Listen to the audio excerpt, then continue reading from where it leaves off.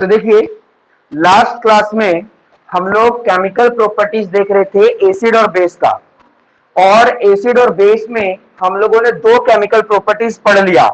एक तो हम लोग देखे थे कि किस तरीके से एसिड जब मेटल के साथ, है ना, मेटल के साथ रिएक्ट करता है तो हाइड्रोजन गैस रिलीज होता है, सॉल्ट तो बनता ही है। फिर हम लोगों ने देखा कि जब एसिड मेटल कार्बोनेट के साथ रिएक्ट होता है या मेटल हाइड्रोजन कार्बोनेट के साथ रिएक्ट होता है तब कार्बन डाइऑक्साइड भी रिलीज होता है और वाटर और सॉल्ट बनता है। बात समझ में आ रहा है? आज के क्लास में हम लोग उसी को थोड़ा सा आगे बढ़ाते हैं और अब हम लोग तीसरा फेज देखेंगे। तीसरा फेज क्या है जरा बता दो। Reaction with acid, reaction of acid with base. अब हम लोग क्या करेंगे, एसिड को बेस के साथ ही रिएक्ट करवा देंगे, है ना। कि अगर किसी एसिड को अगर बेस के साथ रिएक्ट करवाते हैं तो क्या होता है, ये क्लास 6 से ही पढ़ते आ रहे हो। क्लास 6 के साइंस में, 7th क्लास के साइंस में ये सारे रिएक्शन थे, ठीक है। मैं एक बार फिर से क्लियर कर देता हूं। तो अगर किसी एसिड को, है ना, बेस के साथ रिएक्ट करेंगे, है ना, तो ध्यान देना क्या बनेगा, सॉल्ट बनेगा और क्या होगा, वाटर बनेगा। ये तो सभी को पता है। और इस प्रोसेस को न्यूट्रलाइजेशन रिएक्शन कहते हैं। क्या कहते हैं इस प्रोसेस को?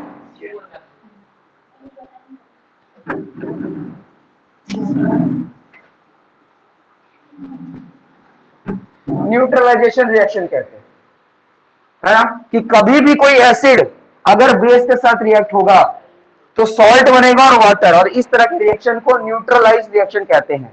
एग्जांपल से समझो। एग्जांपल से मान लो एक बेसिक एग्जांपल दिया जाता है कि एक हमारे पास एसिड है HCl नाम का, है ना, और हमारे पास बेस कौन सा है, NaOH, मतलब सोडियम हाइड्रोक्साइड।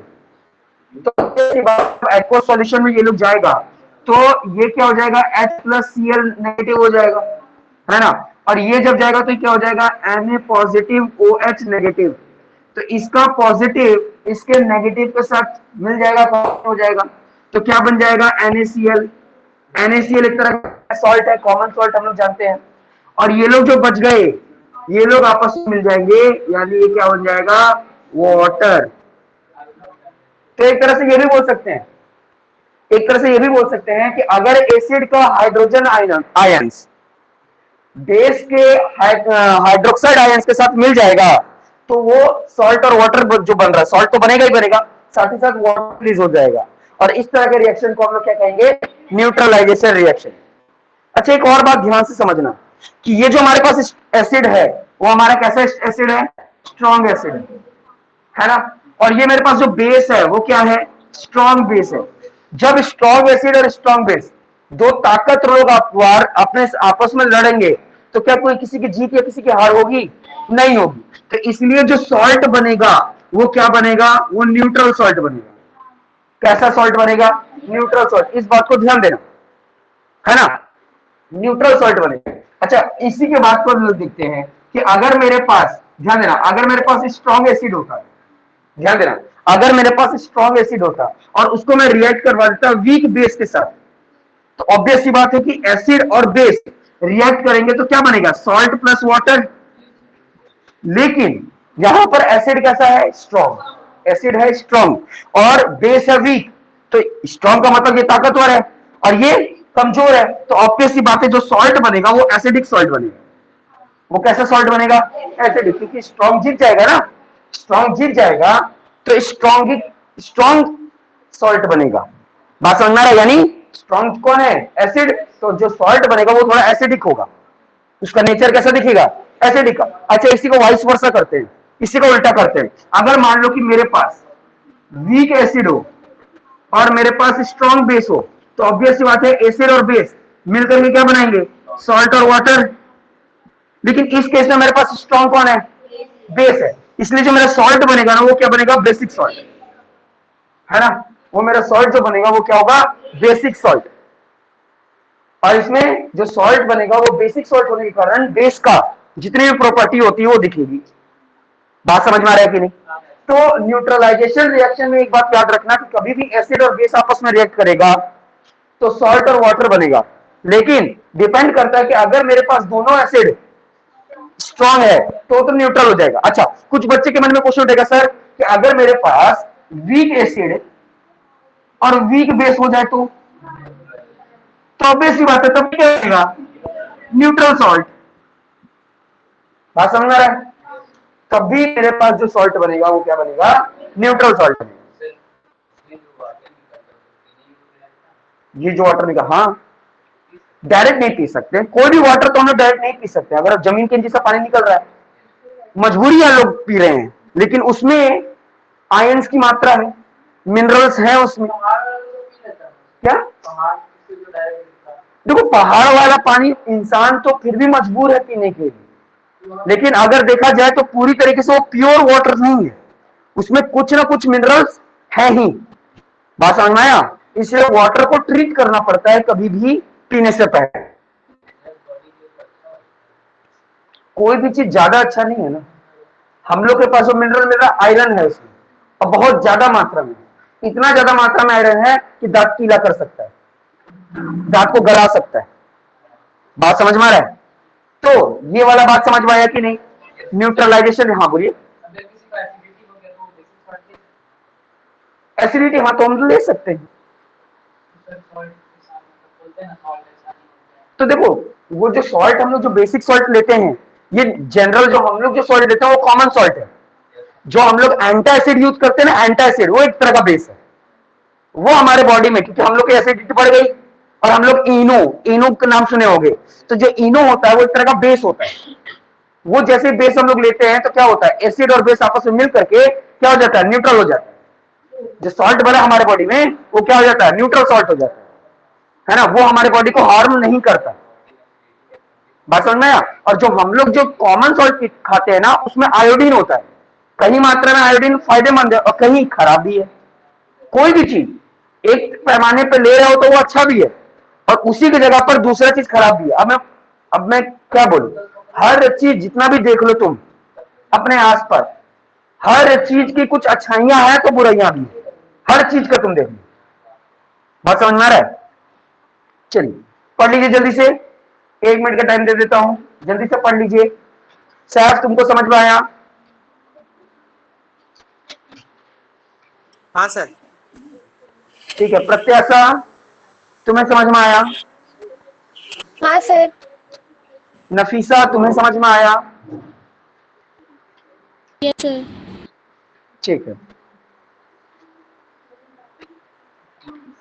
ये वाला बुक है सभी लोग के पास?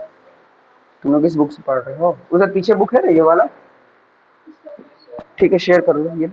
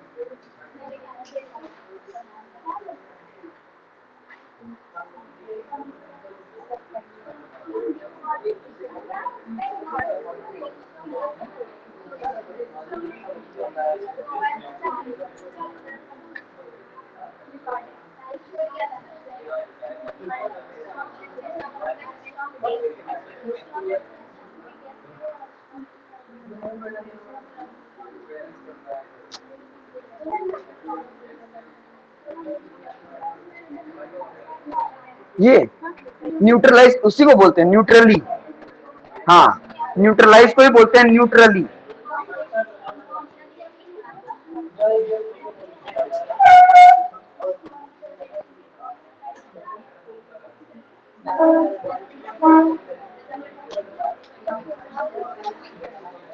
पढ़ लिए? कोई डाउट है किसी को? चलिए तब आगे बढ़ते हैं, नेक्स्ट चीज देखते हैं।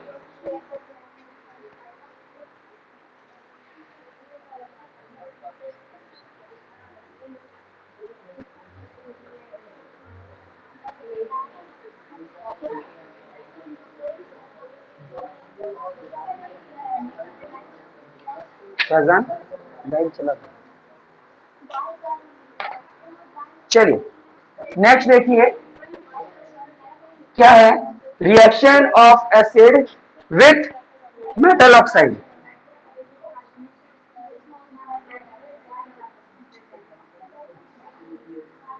ठीक है, अच्छा ये मत सोचना कि सर आप फोर्थ जो थर्ड बताए थे उसमें आपने बेस का नहीं बताया, तो ऑब्वियस सी बात है चीज तो वही हो जाएगा ना, अगर बेस को एसिड के साथ करो या एसिड को बेस के साथ करो। बात समझ में आ रहा है, इसलिए उसको सेपरेट नहीं बताएंगे। समझ में आ रहा है या नहीं? ठीक है, तो अब हम लोग देखेंगे reaction of acid with metal oxide. तो पहले हम लोग को ये समझना होगा कि ये मेटल ऑक्साइड क्या होता है। ठीक है, अगर किसी मेटल पर ऑक्सीजन का लेयर है, किसी मेटल पर ऑक्सीजन का लेयर है तो उसको हम लोग बोलते हैं मेटल ऑक्साइड। और ये हम लोग चैप्टर 1 जो केमिकल रिएक्शन इक्वेशन था, तो उसमें हम लोग जब पढ़ रहे थे मैग्नीशियम रिबन का, तो हम लोग को पता था कि उसमें टॉपिक पढ़े थे कि आखिर मैग्नीशियम रिबन को क्यों सैंड पेपर से क्या किया जाता है, रब किया जाता है। क्यों रब किया जाता है? क्योंकि उसके ऊपर क्या लग जाता है, ऑक्सीजन का एक लेयर आ जाता है, जिसको हम लोग क्या बोलते हैं, उसको बोलते हैं मैग्नीशियम ऑक्साइड बोलते हैं ना। तो यही तो है, देखो मैग्नीशियम क्या एक तरह का मेटल, उसके साथ क्या है, ऑक्सीजन। जब मेटल के साथ ऑक्सीजन आ गया तो क्या बन गया, मेटल ऑक्साइड। बात समझ रहा है? उसी तरह सोडियम क्या है, मेटल, और इसके साथ क्या आ गया, ऑक्सीजन, क्या बन गया, मेटल ऑक्साइड। बात समझ में आ रहा कि नहीं आ रहा है ना? उसी तरीके से कॉपर है, उसके साथ क्या गया, ऑक्साइड, बन गया क्या, कॉपर ऑक्साइड। तो कॉपर ऑक्साइड, कॉपर एक तरह का मेटल है, और जब ऑक्सीजन के साथ आया तो क्या बन गया, मेटल ऑक्साइड बोल सकते हैं इसको। तो अगर हम लोग देखेंगे कि इस मेटल ऑक्साइड को, अगर इस मेटल ऑक्साइड को एसिड के साथ रिएक्ट करेंगे तो क्या होगा। ठीक है, ध्यान से समझना। तो ध्यान देना, अगर किसी एसिड को, अगर किसी एसिड को अगर हम लोग मेटल ऑक्साइड के साथ रिएक्ट करते हैं, मेटल ऑक्साइड के साथ रिएक्ट करते हैं, तो हम लोग को क्या मिलेगा, सॉल्ट और वाटर। सॉल्ट और वाटर, क्या वाटर लिखना चाहिए, हाँ। अब ये कौन सा सॉल्ट, बहुत अच्छी बात है, कौन सा सॉल्ट बनेगा। अब ध्यान देना, मैं पहले इसका एग्जांपल दे देता हूं, उसके बाद तुमको बताता हूं। ठीक है, ध्यान देना, अगर मान लो कि एग्जांपल देख लेते हैं कि मेरे पास एक एसिड है, मान लो HCl, ठीक है, HCl, ठीक है, और मेरे पास एक मेटल ऑक्साइड है, मान लो जो अभी हम लोग लिए थे, MgO।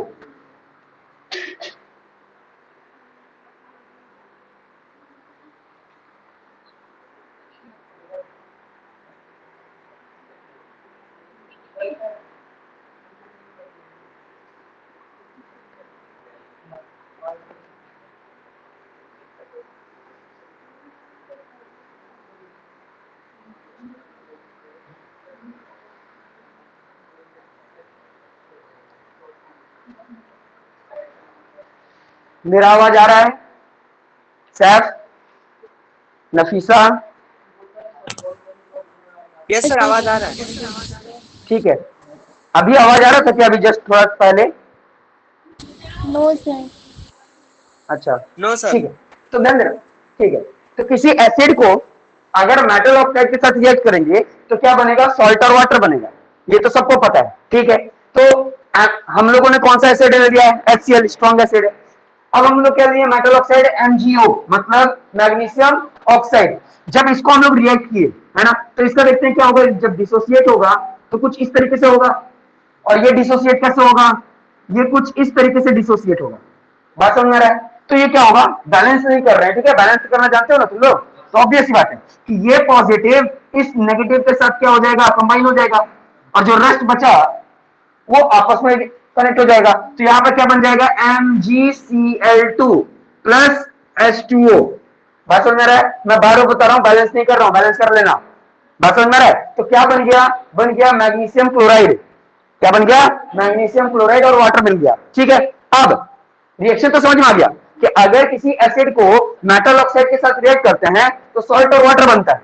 ठीक है, अब मेरी बात को ध्यान देना, मेटल ऑक्साइड जो होते हैं ना, मेटल ऑक्साइड हमेशा याद रखना, मेटल ऑक्साइड जो होते हैं वो बेसिक इन नेचर होते हैं, बेसिक इन नेचर।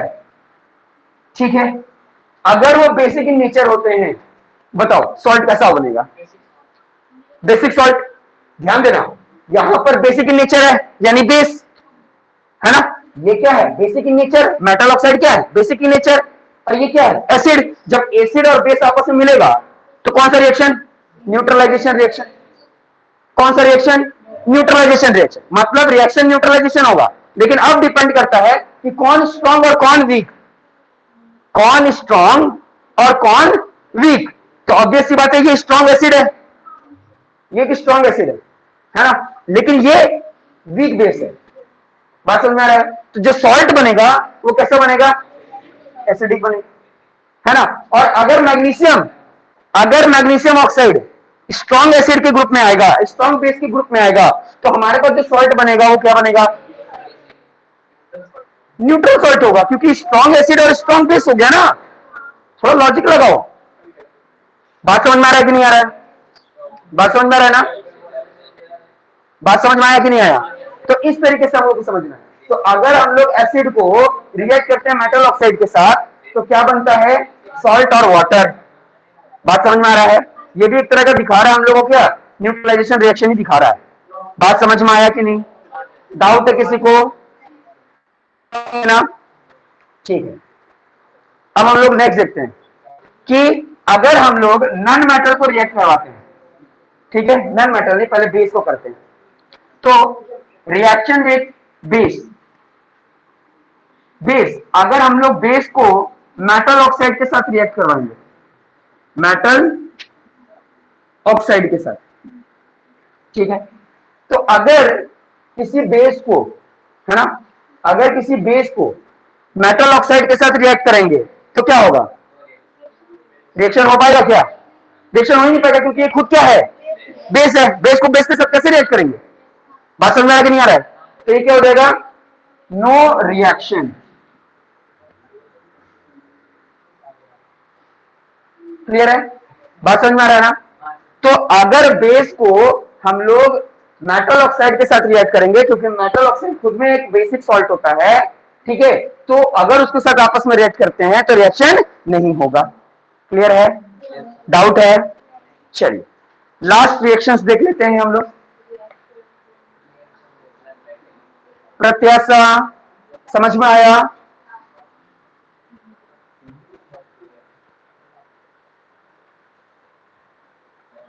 नफीसा समझ में आ रहा है, सैफ समझ में आया, यस सर। ठीक है। नेक्स्ट देखिए,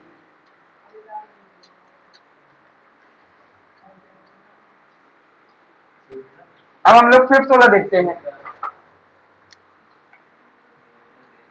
तो फिफ्थ में क्या है, ध्यान दो,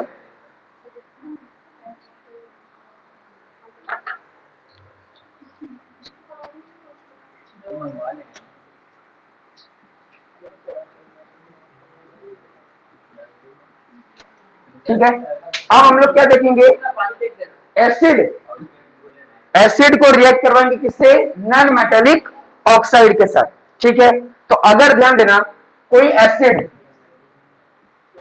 है ना, अगर कोई acid non metallic oxide, non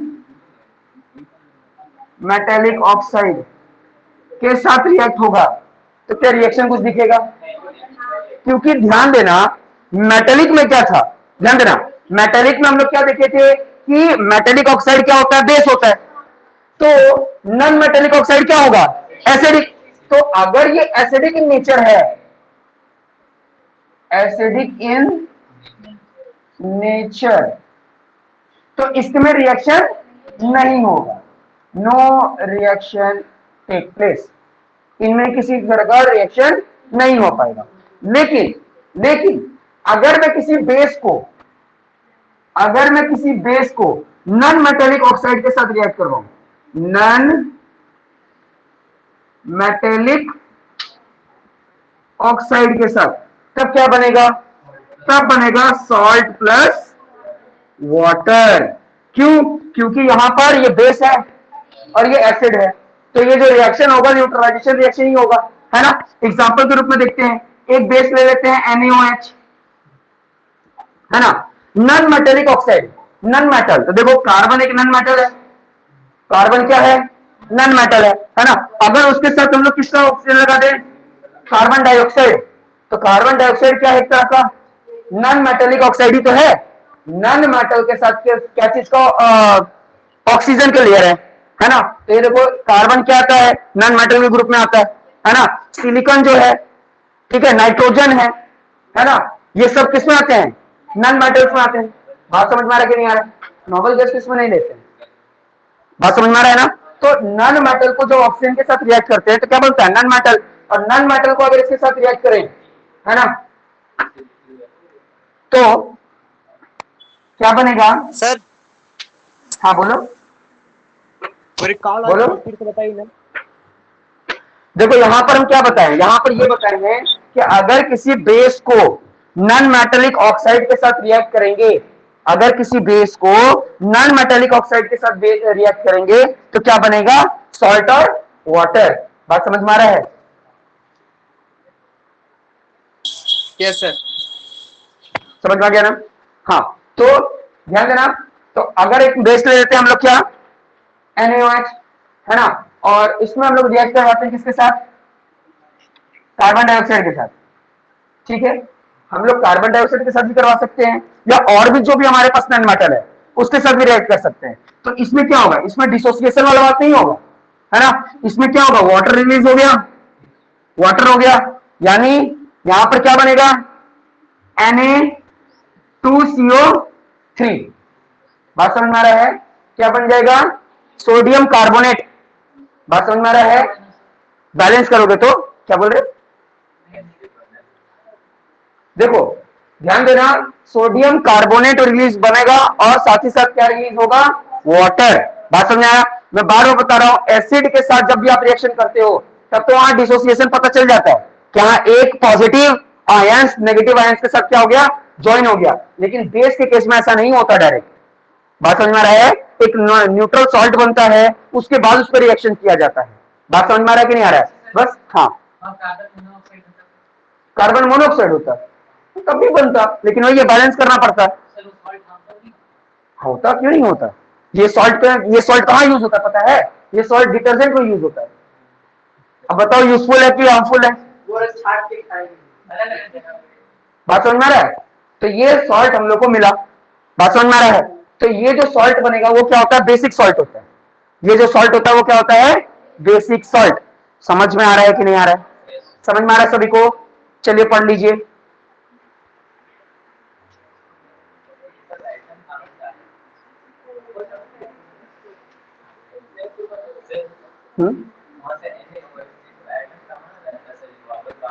देखो एटम नहीं, यहां पर बैलेंस करते हैं तब जाकर फॉर्म होता है, बैलेंस करोगे ना तब जाकर फॉर्म होता है। नहीं बैलेंस करते हैं तब ना कोई चीज बनता है। मान लो कि तुमको लेमन जूस बनाना है, तुम पानी ले आया चीनी ले आया, तो क्या लेमन जूस बनेगा, लेमन लाना पड़ेगा ना। तो लेमन यहाँ पर वही चीज है, ये बनाने के लिए मेरे पास दो चीज आ गया, लेकिन ये बनाने के लिए हमको क्या करना होगा, एटम को ऐड करवाना होगा, एटम ऐड करवाना पड़ेगा तब जाकर ये फॉर्म होगा। बात समझ में आ रहा है। हाँ अलग से कहने का मतलब क्या है, जिससे NaOH डाले तो अलग से और NHO डाल दिए, तब NaOH की मात्रा बढ़ गई, है ना, इसकी मात्रा घट रही है। तो अब जैसे जैसे हम लोग एटम कार्बन डाइऑक्साइड की मात्रा बढ़ा रहे हैं तो उसका एटम भी तो बढ़ रहा होगा, है ना। अगर एक नमक डाल रहे हैं, अगर मान लो सपोज दैट एक नमक डाले तो NaCl, NaCl, लेकिन अगर दो नमक डाले तो 2NaCl नहीं हो जाएगा, हुआ ना। तो फिर वही बात है, तीन डाले तो तीन। वैसे ये मत सोचना कि एक दाना का मतलब हो गया NaCl, उसके अंदर होता है वो प्रेजेंट। बात समझ में आ रहा है कि नहीं, हमको लग रहा है तुम लोग को कुछ नहीं समझ में आ रहा है। आ गया, कौन कौन खाना खा के नहीं आया है,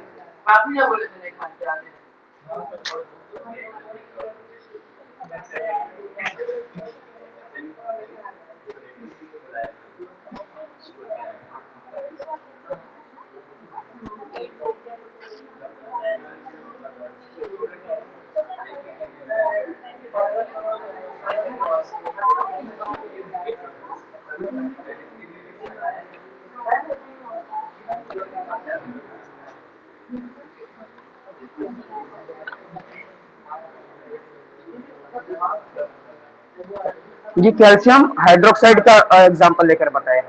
ये सबको समझ में आ गया ना?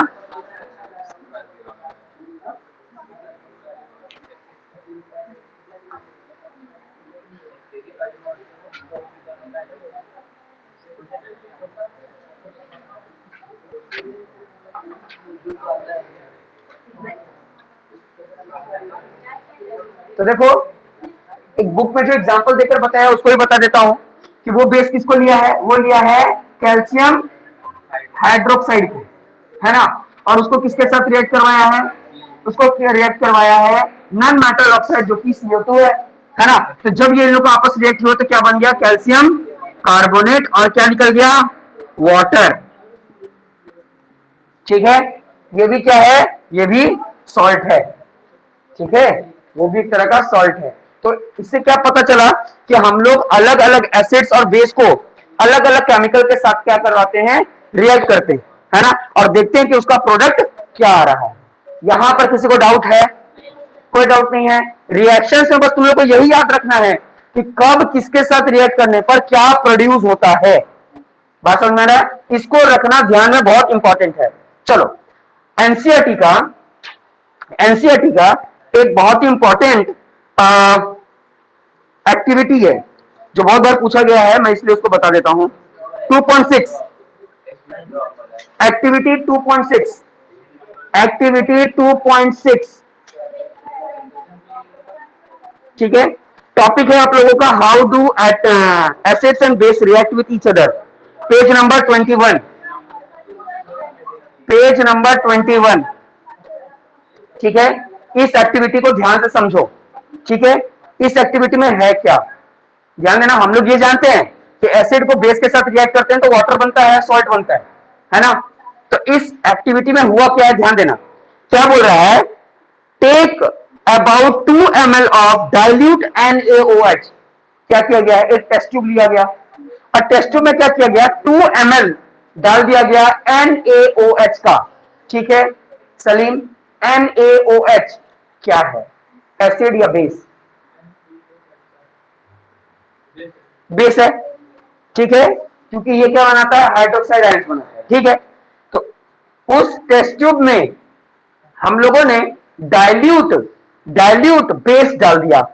बात समझ में आया? अब क्या किया गया, in test tube and add a few drop of phenolphthalein, और फिर क्या किया गया है, उसमें फेनोल्फथलीन का ड्रॉप डाला गया है। तो फैजान, अगर फेनोल्फथलीन को उस जो बीकर था, जिस बीकर में हमारा 2 ml का NaOH है, तो जैसे डालेंगे तो पहले तो हमको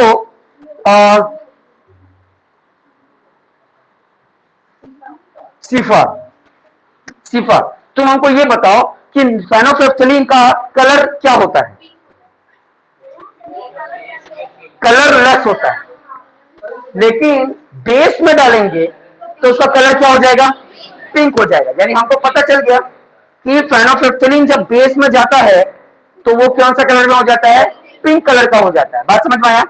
अब आगे देखो क्या लिखा हुआ है, what is the colour of solution, हम लोग को पता चल गया, हम लोग को आंसर पता चल गया ना, आंसर क्या होगा, पिंक।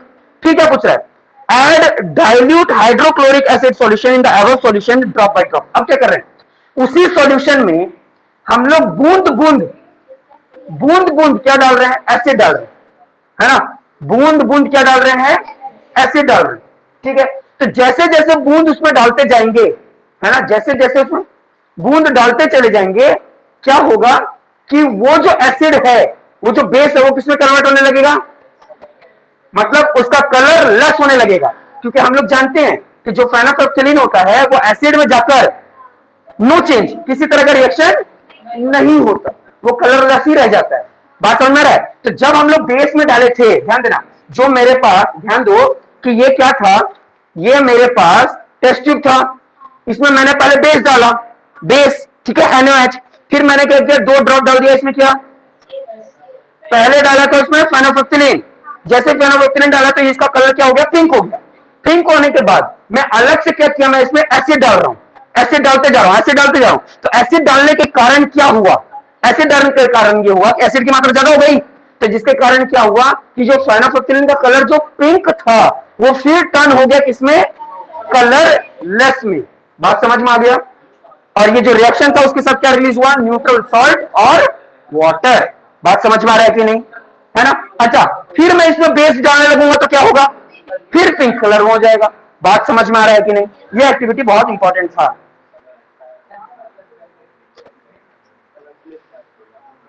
क्या हो गया तुमको? चक्कर जैसा लग रहा है?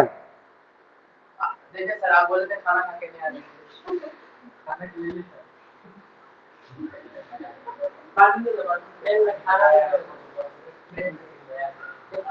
नहीं नहीं, ठीक है, हाँ वही बात है। आज आज तो लास्ट ईयर, उसके बाद तो वैसे भी टाइम नहीं चेंज होगा। छुट्टी दे दूंगा चलेगा, टाइम चेंज नहीं करूंगा। ये वाला बात समझ में आया? ठीक है, चलिए। तो इसके बाद क्या टॉपिक है हमारा?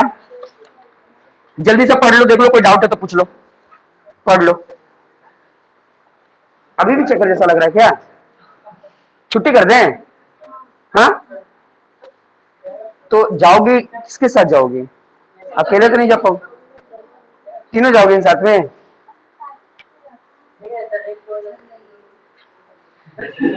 तो बस 10 मिनट का बात है, तो चले जाओ तुम लोग, ठीक है ना? वीडियो रिकॉर्डिंग तो होगा ही होगा, ठीक है? जाओ।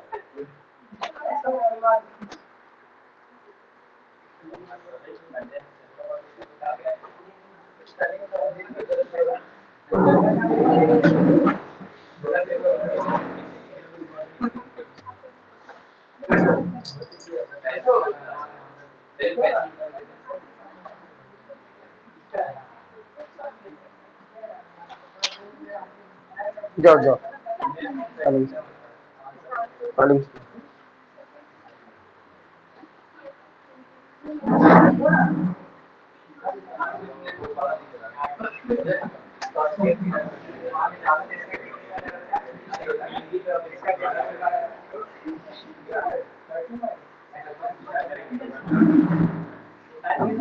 चलिए पढ़ लीजिए जल्दी से।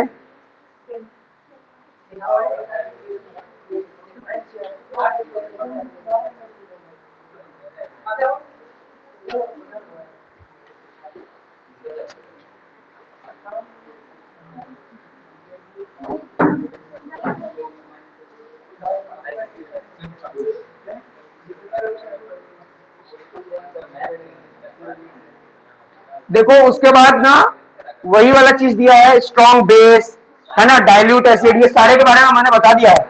बताया है कि नहीं बता दिया है ना? एक बार पढ़ लो और किसी भी तरह का डाउट हो तो पूछ लो। वैसे आज का क्लास में वहीं तक पढ़ाऊंगा, ठीक है? उसके बाद देखो ना, एसिड बेस, जो स्ट्रॉन्ग एसिड है, स्ट्रॉन्ग बेस है, वो सब के बारे में पढ़ा दिया हूं। तुमको स्ट्रॉन्ग एसिड और बेस के बारे में पता है? नहीं? बताओ जी, स्ट्रॉन्ग एसिड कैसे पता चलेगा तुमको स्ट्रॉन्ग एसिड है वो?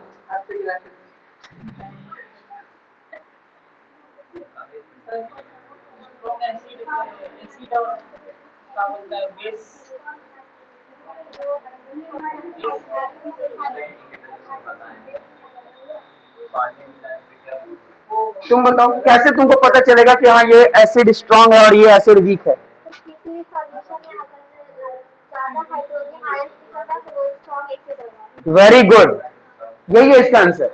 स्ट्रॉन्ग एसिड का मतलब क्या है? अगर मान लो कि किसी वाटर में हम एसिड डाले और उसमें ज्यादातर क्या बन रहा है? हाइड्रोनियम आयंस बन रहा है, मतलब कि उस एसिड का हर एक हाइड्रोजन वाटर के मॉलिक्यूल के साथ मिल करके हाइड्रोनियम आयंस बना लिया, तो वो स्ट्रॉन्ग है। बात समझ में आ रहा है? वो स्ट्रॉन्ग है। लेकिन अगर मैं किसी वाटर में कोई एसिड डाला और वो ज्यादा हाइड्रोनियम आयंस नहीं बना पा रहा है, तो वो कैसा एसिड है? Weak acid. तुम ऐसा सोचो कि मान लो कोई नेता है, वो अपनी बात से ना लोगों को बहुत जल्दी इन्फ्लुएंस कर लेता है, अपनी बात मनवा लेता है, तो हम लोग बोल सकते हैं ना कि उसकी बात में ताकत है। बात में ताकत मतलब बात में स्ट्रांगनेस है ना? वो ज्यादा लोगों को क्या कर रहा है? घुल मिल जा रहा है, ज्यादा लोगों को इन्फ्लुएंस कर ले रहा है। तो यहां पर वही बात है कि अगर एसिड का जो हाइड्रोजन आयंस है, अगर वो वाटर के साथ मिल करके हाइड्रोनियम आयंस बना लिया, ज्यादा मात्रा में बना लिया, जितना गया था सबका सब बना लिया, ज्यादा से ज्यादा बना लिया, तो वो एसिड स्ट्रॉन्ग एसिड होता है। बात समझ में आ रहा है कि नहीं आ रहा है? बात समझ में आ रहा है? वैसे ही बेस के साथ होता है कि अगर ज्यादा से ज्यादा क्या बना ले, हाइड्रोक्साइड आयंस बना ले। बात समझ में आ रहा है? चलो उसके बाद एक टॉपिक देखो तुम लोग को मिलेगा क्या, डाइल्यूट और कॉन्सेंट्रेटेड। डाइल्यूट का मतलब क्या है? डाइल्यूट में जिसमें वाटर की मात्रा कम होती है और एसिड की मात्रा ज्यादा होती है। उल्टा बोल दी,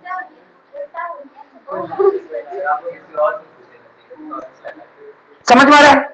कहने का मतलब क्या है कि अगर पानी की मात्रा ज्यादा हो जाए, पानी की मात्रा ज्यादा हो जाए और एसिड की मात्रा कम रह जाए, तो इस केस में वो जो सॉल्यूशन होगा वो क्या होगा, डाइल्यूट, है ना, डाइल्यूट।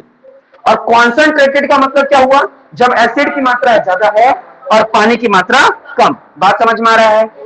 डाउट है किसी को? कोई क्वेश्चन है किसी को? एक बार जल्दी से पढ़ लो और आज का क्लास इतना ही रखते हैं।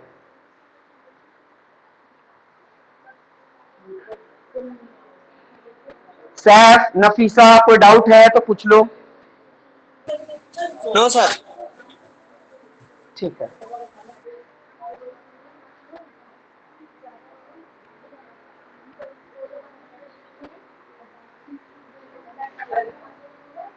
बोलो।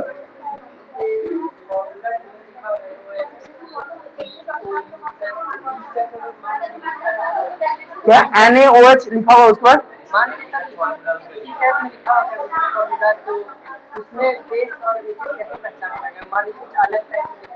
नहीं, तो देखकर ऐसे नहीं बता जाता, सिर्फ देख के कैसे कोई बता सकता है?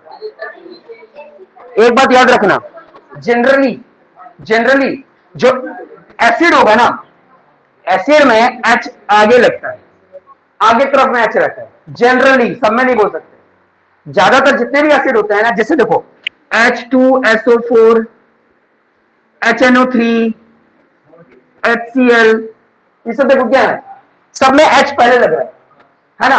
और अगर मैं बेस की बात करूंगा तो NaOH, है ना, OH बाद में लगेगा। बात समझ रहा है? इसमें H जो हो रहा है वो पीछे लग रहा है और उसके साथ O रहेगा ही रहेगा। और एसिड में देखना O नहीं रहता साथ में, सिर्फ अकेला H रहता है, उसके बाद कोई दूसरा कंपाउंड नहीं। जनरल पहचानने का ये तरीका। बात समझ में आया? मीथेन, इथेन को तुमको, ये देखो यहां पर ये बात नहीं हो रहा, मीथेन तो कंपाउंड है। मीथेन जो है वो क्या है, CH4, तो ये एसिड थोड़ी ना है, ये कंपाउंड है। बात समझ रहा है? जो कि एल्कोहल बनाने में, पेट्रोकेमिकल्स में बहुत ज्यादा यूज होता है ना।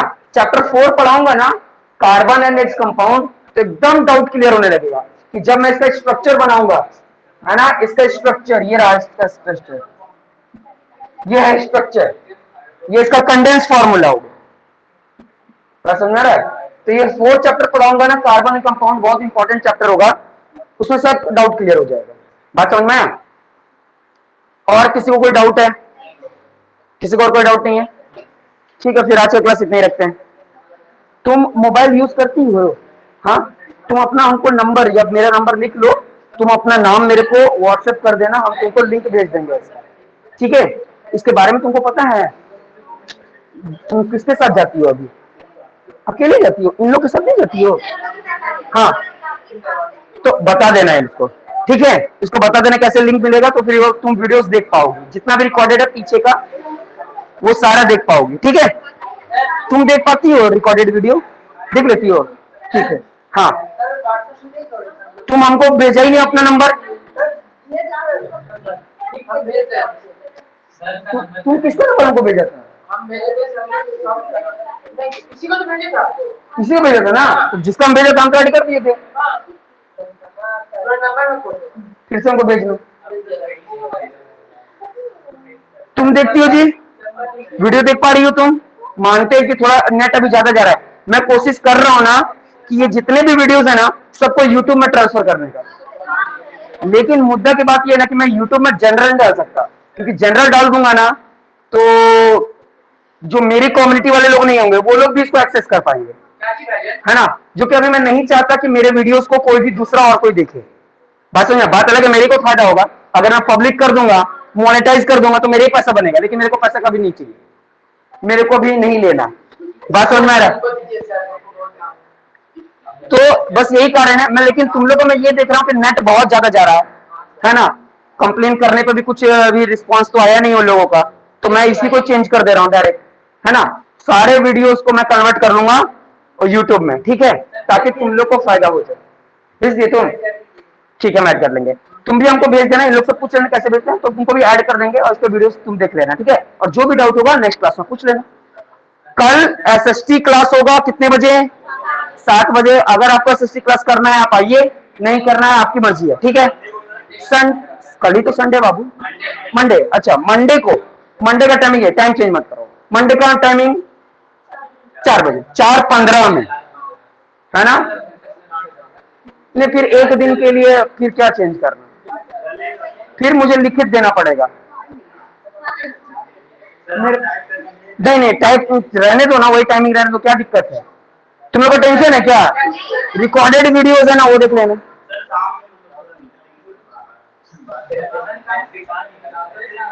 कौन सा काम है तुमको भाई? तो सुबह निकलो, जो सुबह निकलो,